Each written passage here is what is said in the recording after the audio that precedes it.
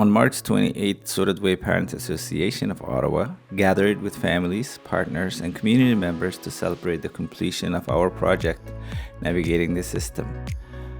Over the past 3 years, this project created space for Somali and other Black families to connect, learn, and strengthen their ability to navigate systems such as education, child welfare, and justice.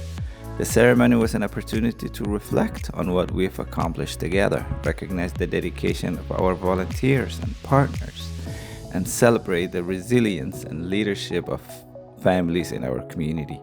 Most importantly, it reminded us that meaningful change happens when communities and institutions work together with trust, respect, and shared purpose.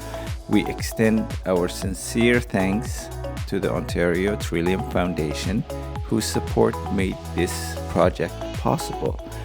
And to everyone who joined us and contributed to this journey, thank you. The work continues.